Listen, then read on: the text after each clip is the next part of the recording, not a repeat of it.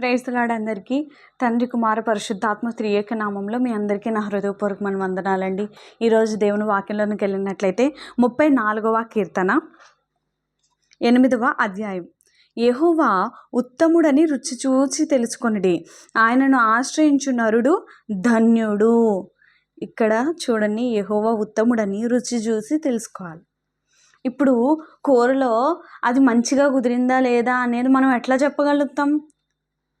అందులో టేస్ట్ చేయాలి. అందులో ఉప్పు సరిగ్గా ఉందా, కారం సరిగ్గా ఉందా, ఇంకా అదర్ ఇంగ్రీడియంట్స్ అన్నీ కూడా సరిగ్గా ఉన్నాయా లేదా అని ఎట్లా చెప్తామండి? చూసి చెప్పలేం. అది మరుగుతున్న సౌండ్ విని మనం చెప్పలేము. కానీ కొంచెం టేస్ట్ చేస్తే అని దాన్ని చూడలేం, చెప్పలేము అది ఎలా ఉందా అని చెప్పి కదండి. అది ఎంత పెద్ద దాకలో వండినా, ఎంత చిన్న దాకలో వండినా రుచి చూసాకే అది బాగుందా లేదా అనేది చెప్పగలుగుతాం. కొన్నిసార్లు చూడడానికి అది బాగా లేకపోవచ్చు, కలర్ఫుల్గా అనిపించకపోవచ్చు, కానీ రుచి చూస్తే అది బాగుంటుంది. కొన్నిసార్లు చూడడానికి చాలా గ్రాండ్గా, చాలా ఎమ్మీగా అనిపించచ్చు, కానీ అది రుచి చూస్తే బాగోలేకపోవచ్చు, ఏదో మిస్ అయి ఉండుండొచ్చు. అలాగే దేవుని విషయంలో కూడా ఏం చెప్తున్నాడు దావీదంటే, యెహోవా ఉత్తముడు అని రుచి చూసి తెలుసుకోండి. ఏదో నేను ఇప్పుడు చెప్పేస్తున్నానని కాదు, కానీ ఇప్పుడు నేను ఉత్తముడు అని చెప్పేస్తే ఆయన ఉత్తముడు కాలేడు. ఆయన ముందే ఉత్తముడు. నేను రుచి చూసి ఎరుగను కాబట్టి ఈ వాక్యం చెప్పగలుగుతున్నా. అందరూ దేవుని వాక్యం గురించి ఎందుకు ఇంత ప్రయాసపడి చెప్తున్నారు? ఎందుకు చాలా దెబ్బలు తింటున్నారు? కొంతమంది చాలా ప్రయాసలు గుండా వెళ్తున్నారు. అయితే అదంతా ఎందుకు అని అంటే, ఆయన ఎవరో రుచి చూసి తెలుసుకున్నారు. ఆయన మహిమ ఏంటో, ఆయన ప్రభావం ఏంటో, ఆయన ఎంత గొప్ప దేవుడో, ఉన్న వాటిని లేని వాటిగా, లేని వాటిని ఉన్న వాటిగా ఎలా చెప్పగలడో, చెయ్యగలడో. మనుషులుగా అయితే మనం చెప్తాం, కానీ కొన్నిసార్లు చేయలేకపోవచ్చు, మన సందర్భాన్ని బట్టి, మన ఒక అవకాశాలు బట్టి. కానీ దేవుడు అలాంటి వాడా? ఆయన చెప్పాడంటే ఖచ్చితంగా చేస్తాడు. చేశాడు కూడా మన జీవితంలో అనేక సార్లు. అలా చేస్తున్నప్పుడు మనకేం తెలుస్తుంది? రుచి చూసాం మనం, ఆయన చేస్తాడని మనకు తెలుసు. అప్పుడు ఆయన ఉత్తముడు అని చెప్పగలుగుతాం కదండి. అందుకనే పౌలు అంటాడు, నేను కన్న వాటిని, విన్న వాటిని చెప్పకుండా ఉండలేను. Because he know the taste of Jesus and his works. ఆయన పేరే wonders working God, miracle working God. ఆయన అద్భుతాలు చేసే దేవుడు, ఆశ్చర్యకార్యాలు చేసే దేవుడు. కొన్నిసార్లు మరణ పడకల మీద ఉండేటప్పుడు దైవజనులు ప్రార్థన చేయగానే వెంటనే అది చనిపోవాలి. యాక్చువల్గా డాక్టర్స్ చెప్పేస్తారు చచ్చిపోతారని, కానీ ప్రార్థన చేయగానే దేవుడు అద్భుతం చేస్తాడు. ఎండిపోయిన ఎముకల్లో జీవాత్మనుదే దేవుడు.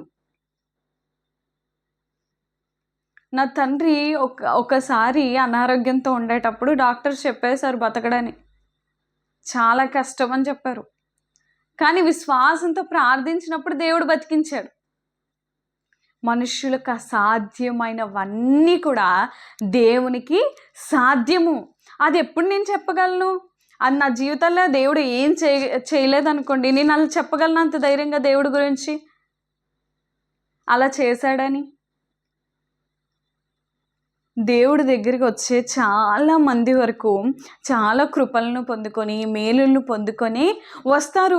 అప్పుడు రుచి చూస్తారనమాట. మొదట యేసయ్య చేసిన కార్యాలు, ఆయన మహిమ, ఆయన ప్రేమ రుచి చూడాలి. ఆయన లాంటి ప్రేమ అసలు అద్భుతమైన ప్రేమ. ఒక్కసారి మనం రుచి చూసామనుకోండి, అసలు ఎక్కడికి వెళ్ళలేము ఆయన దగ్గర నుంచి. అలాంటి ప్రేమ.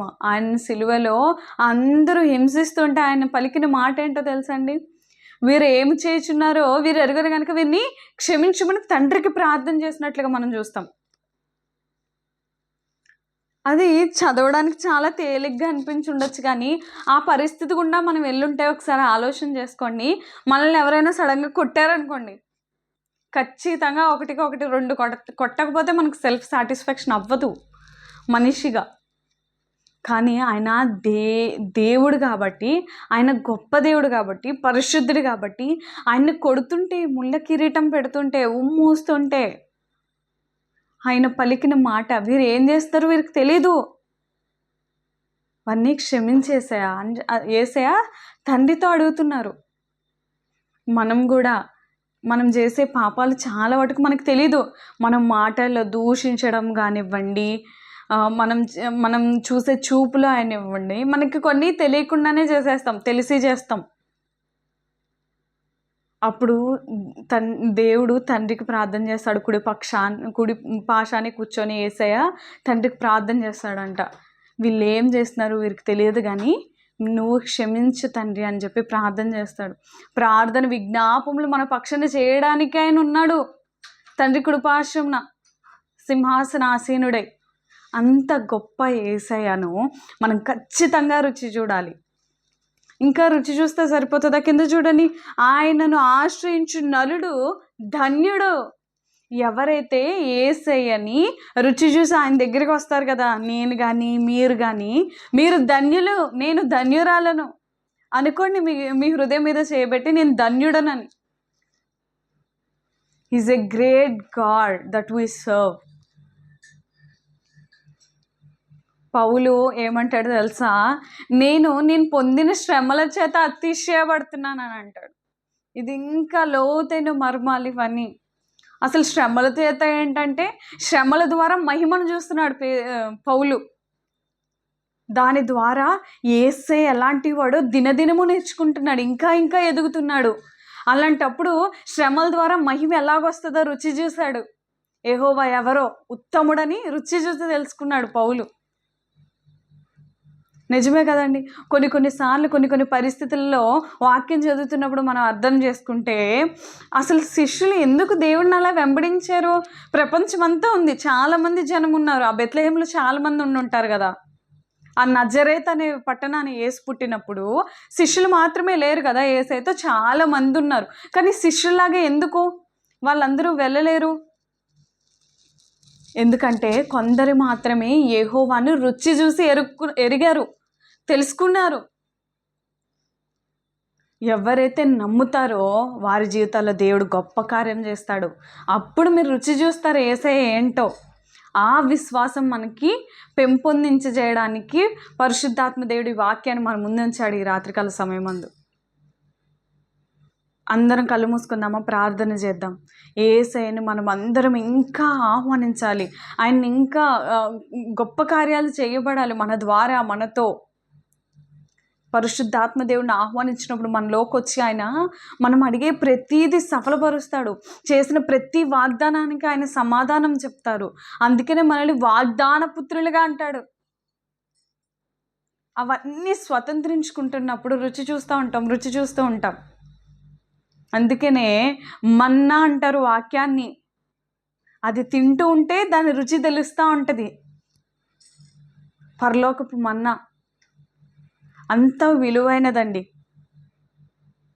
ఒక చోట నేను విన్నాను,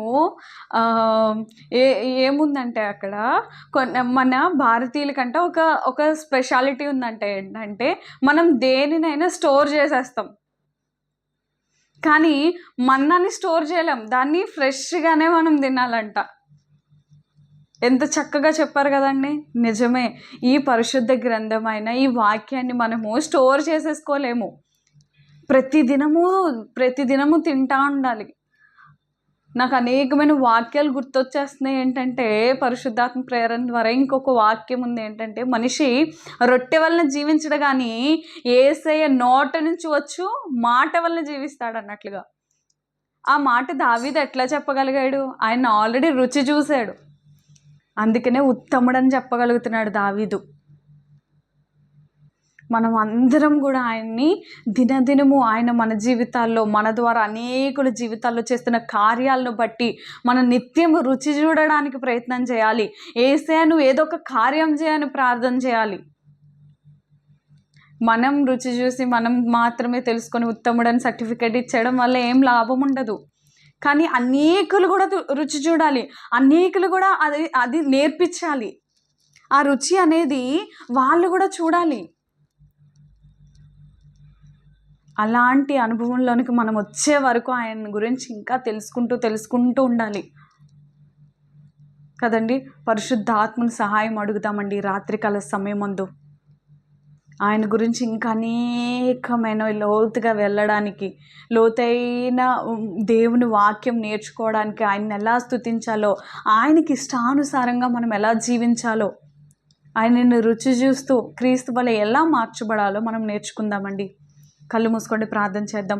ప్రేమగల తండ్రి, దయగల దేవ, కృపగల ప్రభువా యేసయ్యా, నాయన మన్నాను ప్రభువా యేసయ్యా మా ముందుంచావు తండ్రి, నీకు స్తోత్రం. యెహోవా ఎవరో ఉత్తముడని రుచి చూసి తెలుసుకోవాలని నీ వాక్యం సెలవిస్తుంది. యెహోవాను ఆశ్రయించు నరుడు ధన్యుడన్నారు. యేసయ్యా మేమందరినీ నీ పాదాల వద్దకు వచ్చాం ప్రభువా. యేసయ్యా మమ్మల్ని అందరినీ ధన్యులుగా మారుస్తున్నందుకు నీకు స్తోత్రములు ప్రభువా. యేసయ్యా, యేసయ్యా ఇంకా ఎవరైతే నాయన నువ్వెవరో తెలీదో ప్రభువా, నీ అద్భుత కార్యంలో నీ మహిమ ఎవరికైతే ఇంకా రుచి చూడకుండా ఉన్నారో ప్రభువా యేసయ్యా, వారి మధ్య నీ ప్రత్యక్షతను కనబరుచుకోండి ఆయన. యేసయ్యా అంత్యకాలంలో నా ఆత్మను కుమ్మరించదను వాగ్దానం చేసిన దేవుడు, అద్భుతాలు చేసే దేవుడు, ఆశ్చర్యకార్యాలు చేసే దేవుడు ప్రభు. నాన్న గొప్ప కార్యాలు చేయండి. పరిశుద్ధాత్మదేవ మాకు సహాయం చేయండి. మాలోకి మీరు రండి ప్రభువా యేసయ్యా, మీరే అద్భుతాలు చేసే దేవుడు. మేము అనేకమైన కార్యములు మేము చూసి యెహోవా ఉత్తముడని నాయన మరింతగా ఎలుగెత్తి చెప్పగలిగిన ధైర్యము, అట్టి అవకాశం అందరికీ దయచేయండి. అట్టి రీతికి వర్ధిల్లే భాగ్యం దయచేయండి. ఆత్మ సహాయం నాయన నాకు నాయన ఈరోజు ఆన్లైన్లో చూస్తున్న ప్రతి బిడ్డకి తోడుంచి నడిపించమని, మహిమల ఘనతలు ప్రభావాలు మీరు ఒక్కరే పొందుకుని మన త్వరగా రాని నజరుడని యేసుక్రీస్తు నామములో ప్రార్థించి బ్రతిమలు వేడుకుంటున్నాం తండ్రి. ఆమేన్. ఏసు రక్తమే జయం, సిలువ రక్తమే జయం. ఏసు నామం సంపూర్ణ విజయం, అపవాదిగా నాశనం కలుగును గాక. ఆమేన్. హల్లెలూయా, హల్లెలూయా, హల్లెలూయా. మిమ్మల్ని మీ కుటుంబాన్ని దేవుడు బహుగా దీవించును గాక. ఆమేన్, ఆమేన్.